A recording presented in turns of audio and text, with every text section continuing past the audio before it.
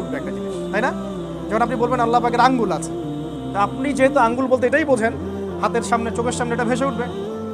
আপনি হাত বলতে যেহেতু এটাই বোঝেন, তাহলে আপনার সামনে এটাই ভেসে উঠবে।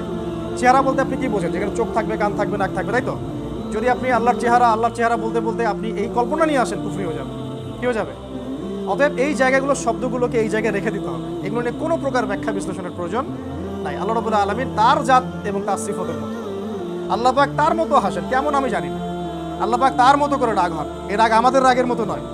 আল্লাহ পাক পরম করুণাময়, অসীম দয়ালু, কেমন পরম করুণাময়, কত অসীম আমরা জানি না, আমরা মিসাল দিতে পারবো না। লাম ইয়ালিদ ওয়া লাম ইউলাদ ওয়া লাম ইয়াকুল লাহু কুফুয়ান আহাদ, তার সমতুল্য আর কিছুই নাই। মানে কোনো কিছু দিয়ে এটাকে ব্যাখ্যা করা যাবে না বা মিসাল নিয়ে আসা যাবে না। মিসাল আনতে গেলেই কি হবে? কুফরি হয়ে যেতে পারে। এইটা নিয়ে মুসলিমদের মধ্যে বহু দল হয়ে গেছে, বহু। কেউ কেউ আল্লাহ পাকের সিফাতগুলো অস্বীকার করছে। মুতাজিলা একদল আছে, মুতাজিলা কি নাম? মুতাজিলারা বলে আল্লাহ পাকের এরকম জাত সিফত এগুলা তারা বিশ্বাস করে না। হ্যাঁ, আবার অনেক আছে ফালাসিফা দার্শনিক, অনেকে আশারিয়া আছে, অনেক অনেক রকম দার্শনিক আছে। এদিকে আমরা যাচ্ছি না। আহলে সুন্নাহ ওয়াল জামাআহ বলছে যেটা যেভাবে আছে ওইভাবে রেখে দেন, জাস্ট বিশ্বাস করেন।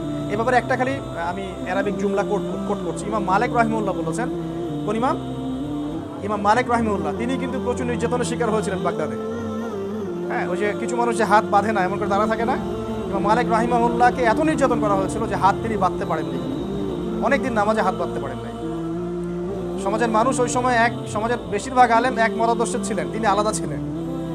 আহমদ বিন হাম্বল রাহিমাহুল্লাহর সময় একই ঘটনা, সমাজের বেশিরভাগ মানুষ এক মতাদর্শের, তিনি আলাদা। আমি সামনে আসছি। আহমদ বিন হাম্বল রাহিমাহুল্লাহর সময় বেশিরভাগ আলেম পর্যন্ত বলছিল যে কোরআন আল্লাহর সৃষ্টি। কোরআন আল্লাহর কি? তিনি একাই দাঁড়িয়ে বলেছেন কোরআন আল্লাহর সৃষ্টি নয়, কোরআন আল্লাহর কালাম। কোরআন আল্লাহর কি? ব্যাস, সরকারি নির্যাতনের শিকার হলেন, একদম জেলখানায় ঢুকিয়ে মায়ের শুরু হলো রিমান্ডে। তো পরবর্তীতে ওই জালেম শাসকের পতন হয়ে গেছে, কিন্তু আহমদ বিন হাম্বল রাহিমাহুল্লাহর পতন হয় নাই। পরবর্তীতে জালেম শাসকের পতন হওয়ার পরে নতুন শাসক এসেছে, তারা আহমদ বিন হাম্বল রাহিমাহুল্লাহর মূল্য কদর বুঝতে পেরেছেন, তাকে আবার সম্মানিত করেছে। এটা আপনারা ইয়াতে পাবেন, ইসলামের ইতিহাস পড়লে পাবেন।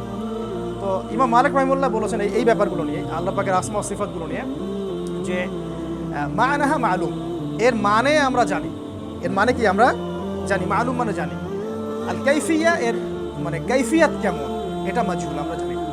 আল্লাহ পাক আরশের উপরে আমরা জানি, কিন্তু কিভাবে আমরা জানি না, এটা ব্যাখ্যা করতে পারবো না।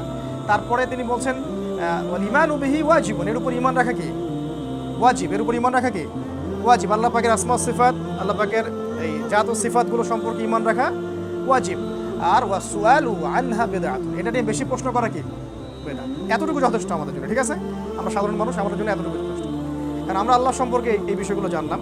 এছাড়াও এর অপোজিশনে আবার শিরক আছে, যেমন তাওহীদে রুবুবিয়াত যেমন আছে, আবার শিরক হয় বিশ্বাসের ক্ষেত্রে।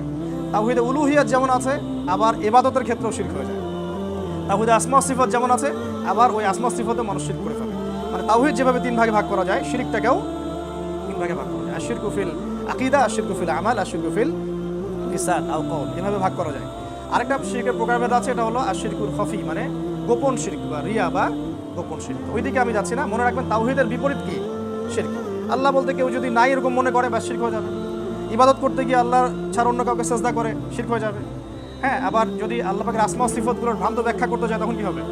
শিরক হয়ে যাবে। তাহলে তাওহীদ যেমন তিন ভাগে ভাগ করা যায়, শিরকটাকেও তিন ভাগে ভাগ করা যায়। এখন আল্লাহ পাক সম্পর্কে আমরা এই বিষয়গুলো জানি, আলহামদুলিল্লাহ। আরও কিছু বিষয় এই বইয়ে, আহলুস সুন্নাহ ওয়াল জামাআর যে রিনাউন্ড এই বই আকীদা তাহাওয়িয়া, এই বইয়ের মধ্যে আরও কিছু কথা আল্লাহ পাক সম্পর্কে আনা হয়েছে, যেগুলো আমরা সচরাচর আলোচনা করি না।